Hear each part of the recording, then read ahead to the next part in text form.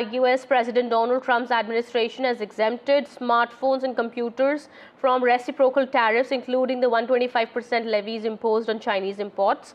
US Customs and Border Patrol published a notice explaining the goods would be excluded from Trump's 10% global tariff on most countries and the much larger Chinese import tax. Well, the move comes after Trump had earlier imposed higher tariffs on products from China, and this move could threaten to take a toll on tech giants, including Apple, that makes iPhones and most of its other products in China. All right. To talk more on that, we have trade and market expert Ajay Bagga joining us on the broadcast here. Thank you so much, Mr. Bagga, for speaking to NDTV. How do you see this move by Donald Trump? Well, there are 5 parts to it. One, it's come on Friday night, and we have not got any media responses to their questions to the White House or to the US Trade Office, which the Customs Office, which issued it.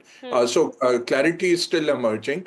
But broadly, what this means is about 300 billion of imports that the US does from the world are getting exempt. They will be subject to 10% tariffs, and for China, they'll be subject to 20% tariffs. But we have to wait and watch for clarity on this. So 300 billion per annum of exports coming into the US of these high-tech and electronic gadgets get exempt. Out of that, China's share is about 100 billion. So out of the 500 billion that China is importing into the US, 100 billion gets exempted. So China's overall tariff goes down from 145 to about 120 if this is going to take place. Third thing is lobbyists are now getting to the Trump administration. That's the big screaming headline that big tech has been able to get their own via Trump. Fourth, this upends again business sentiment, because if you were thinking that Vietnam will get 46%, India will get 25%, China will get 145%, I can move electronics to India. You clearly cannot until and unless the dust settles on this, and you can't make business decisions based on tariffs, which are really set on quicksand, and they change by the hour. That's the big fourth. Fifth, is it positive for markets? Any free trade is positive for markets, even for the Indian markets. Okay. So, Mr. Bagga, do you think this change of mood of Donald Trump is going to stay for long? And how do you see, this overall move and action by Donald Trump imposing tariffs on so many countries, of course? Is this in interest of US? Well, you can't blame them.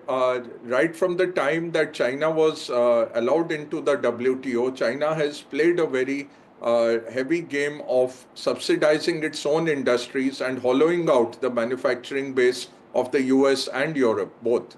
So China has taken away jobs, it has taken away manufacturing, and it has become the factory of the world. The US is the consumer of the world. $20 trillion is the American consumption per annum. Out of a 30 trillion GDP, 20 trillion is the US consumer. So the biggest cohort in the world is the US consumer. So Trump is trying to bring some balance. It can't happen overnight. I would say the objectives are good, but the method it's been done at is causing too much disruption, both in markets. It will cause disruption in economies and on sentiment, as well as geopolitics.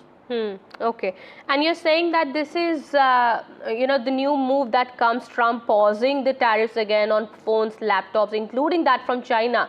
This comes amid pressure from big tech because they have been on the losing side? Yeah, absolutely. I think the lobbyists are able to drive a bargain now. And that's the strength of Trump. He's flexible. He's the art of the deal. And he doesn't get anchored to a position. So we had the news that 600 tons of iPhones assembled in India were flown out. Nearly 15 million iPhones were flown out by Apple before the tariffs from India, from Chennai. So clearly now this will be a relief to the big tech. And also, if you look at what all is exempted, even machinery which helps to set up semiconductor factories. Because remember, Taiwan Semiconductor is putting $100 billion factory in the US to make semiconductors. Intel is expanding. A lot of other semiconductor companies were coming in.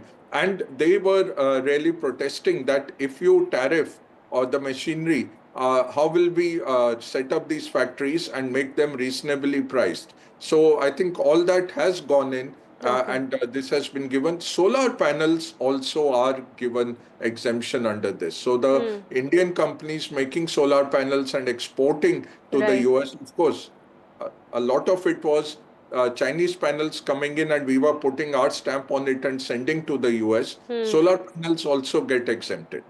Okay. All right. Thank you so much, Mr. Bagga, for speaking to NDTV and sharing all that information with us.